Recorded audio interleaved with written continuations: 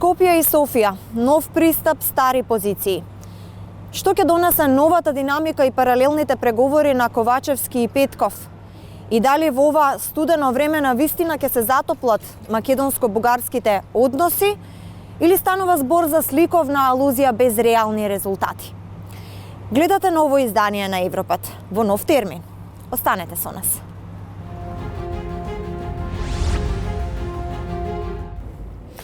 Куртоазни насмевки, интензивни средби и нови работни групи во кои се вклучени директно двете влади, а треба да донесат нова соработка и доверба меѓу Скопје и Софија. Но што се случува зад затворените врати? Во следното интервју разговараме со Љубимир Кучуков, поранешен заменик министер за надворешни работи на Бугарија. Господин Кучуков, Петков и Ковачевски ја форсираат економијата, Радев повика да се решат политичките прашања. Ке може ли економската интеграција да доведе до историски консензус? Това, което се случва в момента е създаване на благоприятна среда за започване на политическите преговори по спорните въпроси, тъй като това, което се случва, не са още същински преговори. Разбира се, за резултата и изчистването на спорните въпроси предстоят още сериозни усилия, но аз мисля, че трябва много положително да се оценят тези усилия и направеното вече от двамата премиери. Първо, защото отношенията между двете страни са много по-богати, отколкото споровете за историята, и те не могат да бъдат прекратени във всички останали сфери, преди да се решат тези спорове. И второ, защото самото развитие на едно богато сътрудничество създава много по-добър климат за решаване на спорните въпроси. Друг е въпросът, че натрупаното през последните 2 години напрежение между страните прави невъзможно заобикалянето на тези спорни въпроси. Те трябва да намерят своето решение. Ако ги оставиме настрана изјавите пред јавноста, кое од сите барања на Бугарија е клучно за да се тргне ветото? България, това, което направи, за мен, което е позитивно през лятото на миналата година, е, че предложи платформа, рамка за решаване на въпросите, така наречените 5 точки плюс 1, които бяха формулирани. Разбира се, всяка една от тях е важна, но тук бих казал, че фактът, че първият проблем от българските 5 точки беше решен толкова бързо, само доказва, че при наличие на политическа воля за намиране на взаимно приемливи решения няма непреодолими препятствия. За първата имам предвид употребата на краткото и пълното име на Република Северна Македонија в международен контекст. Дали Бугарија треба да отстъпи од некои од своите барања за да се најде консенсус? За да се намери консенсус, трябва да има съгласие от двете страни. За да има съгласие от двете страни, трябва да се преговаря отговорно, с намерение да се постигнат договорености и естествено да се намери този баланс между позициите на двете страни, който в крайна сметка да им позволява и на двете да се съгласят с постигнатите договорености. Фокусот е на вметнување на бугарите во македонскиот устав. Дали е време и Бугарија да ги спроведе пресудите на Европскиот суд за човекови права и да признае македонско малцинство во Бугарија? Тук следва да се отбележи, че двете страни имат много различна философия по този въпрос. Докато в българската правна система, конституционна система, се залага на индивидуалните права на гражданите, то по обективни причини това не е така в Република Северна Македонија. Там също така съществува и защитата на колективните права. Тези два подхода са често срещани и единия и другия в Европа, а и в света, така че тук става дума за това как в рамките на така съществуващите вече конституционни системи на двете страни да бъдат защитени правата на гражданите. Това, което трябва да се има предвид в решенията на Европейския съд е, че там не става дума за признаване на малцинство, тъй като това е изцяло в прерогативите на съответната държава. Там става дума за това, че самите съдебни решения за отказ на съответната структура, за които става дума, те не винаги са правно издържани, при това в съответствие с българското законодателство. Тоест става дума не да се промени законодателството, а решенията на съответните съдилища да се приведат в съответствие с него. БСП има таков народ имаат тврди позиции кон Скопје. Од овие партии се и председателот Радев, но и шефицата на дипломатијата Генчовска, која му беше и советник на шефот на државата. Но и се чини дека се уште имаат добри релации. Дали овие две партии може да станат камен на стопнување за каков било обид и отстапка за позитивен пробив? Не, аз не бих очаквал конкретно някоя от партиите в сегашната коалиция, знаете, че в България 4 партии участват в коалицията, да блокира намирането на решение, ако такова решение се намери между двете държави.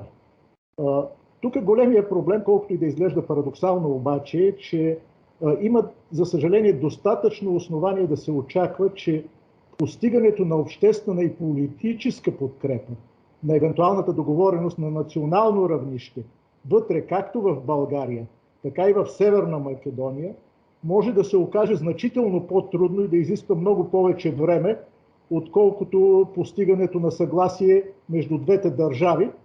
И тук, ако трябва да говорим за най-твърдите позиции от двете страни, може би даже не е парадоксално, но че те проистичат от две партии с едно и също име. Говоря от двете страни на границата, говоря за ВМРО. Дали може новиот пристап на паралелни преговори да даде решение во следните 6 месеци за Македонија да ги стартува преговорите? Искрено се надявам, че това е възможно да се случи, но за целта, разбира се, трябва да бъде постигнато съгласие по съдържателната страна на въпросите. Колкото по-бързо се случи това, толкова по-добре. По-добре, аз бих казал, и за двете държави. И тук това, което задължително трябва, според мен, да се отбележи като позитив, е тази нова динамика, която двете млади, нови правителства в двете страни се опитват да наложат в преговори. Дали е реално Скопје да верува дека 2022 година ќе биде пресудна да се отвори европската врата за Македонија? Во следното интервју разговараме со Бодо Вебер, експерт од Центарот за политики на демократизација од Берлин. Господин Вебер, во односите меѓу Скопје и Софија се наметнува така наречен нов пристап на преговори, но старите барања на Бугарија остануваат. Какви се вашите прогнози? Успех или козметичка шминка? Seeing the meeting between the two prime ministers in Sofia last 2 days and the previous visit by Prime Minister Petkov to Skopje, it is clear that a new page is turned in the relationship between Bulgaria and North Macedonia. And it looks like that, judging by the statements, that the two governments and countries intend to de-emphasize the issue of language in the bilateral relations, that Bulgaria will hopefully, in the course of this year, and its blockage of opening accession talks between the EU and North Macedonia. Дали економските проекти може да донесат олеснување во процесот на преговори?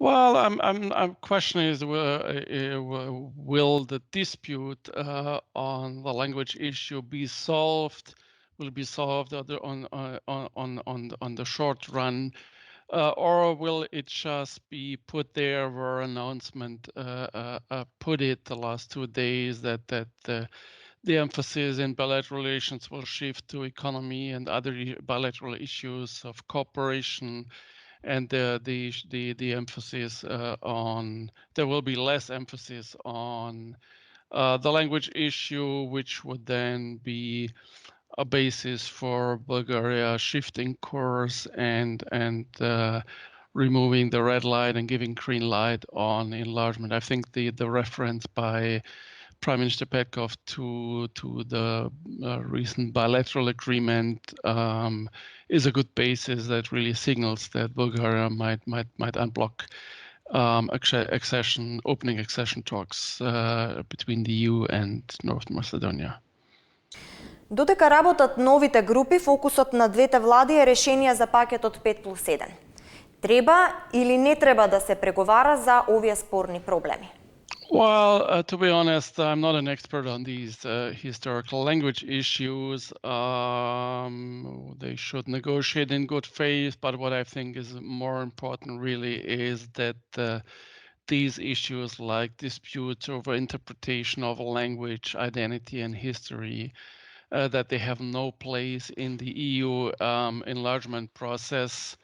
And so they should not be used as a tool by Bulgaria or any other EU member state to block the enlargement process with a candidate state. Вклучување на бугарите во уставот е клучно за Бугарија да го смени ставот, кажа председателот Радев. Од друга страна, ова правило не важи за македонците во Бугарија. Well, see, that's exactly the problem when you enter identity issues into the enlargement context. Of course, there's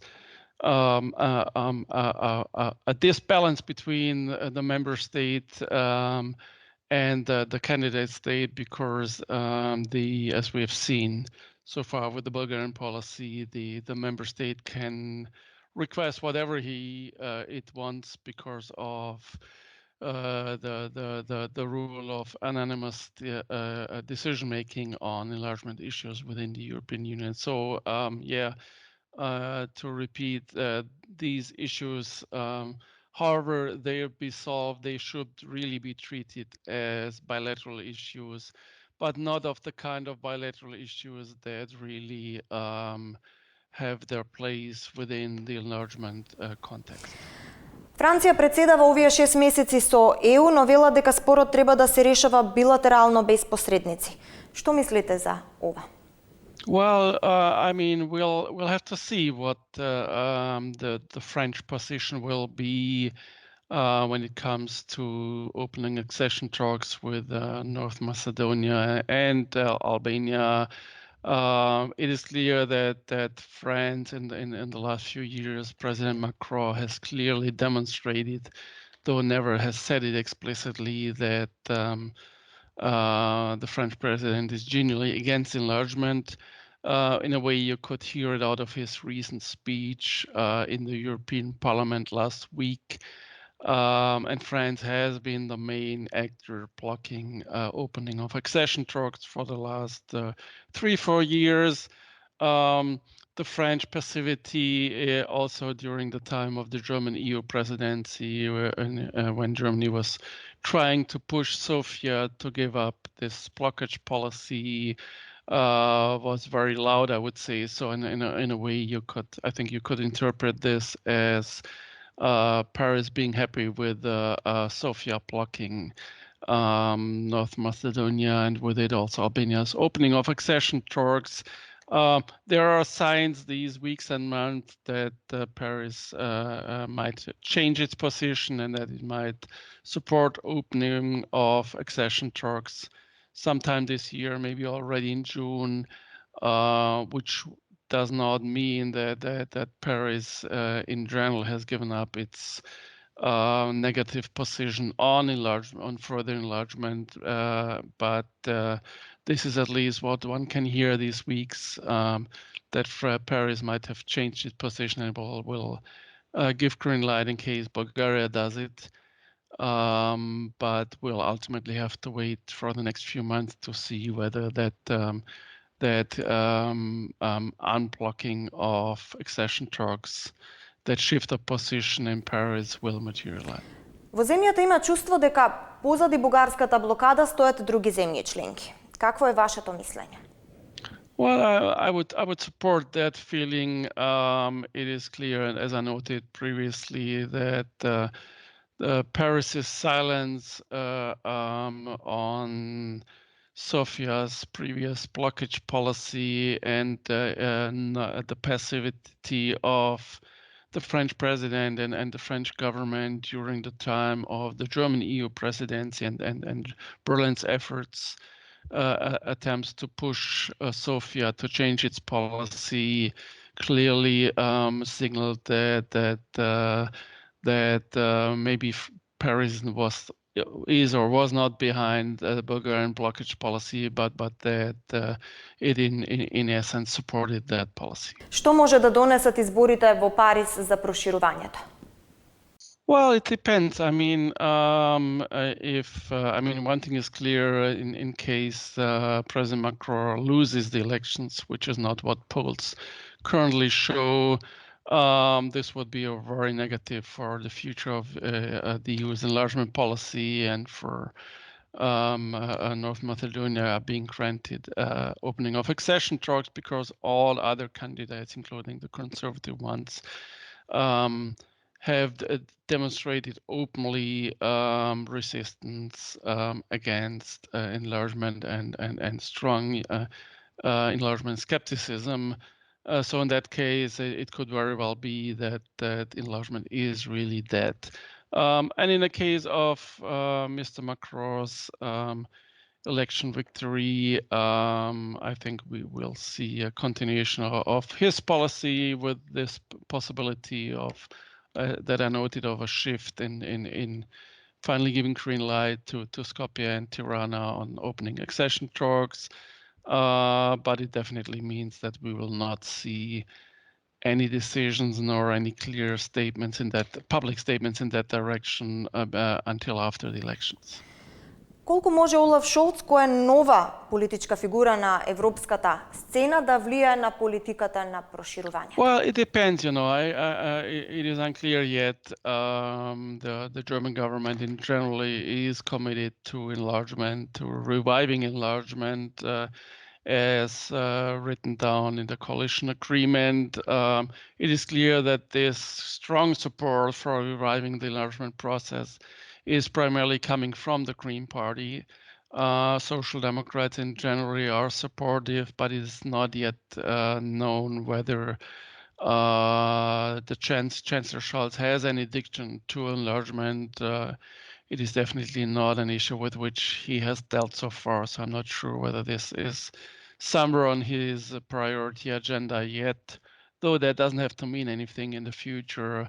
Just to remind you that when Chancellor Merkel started her 16-year time in office, she also hadn't had the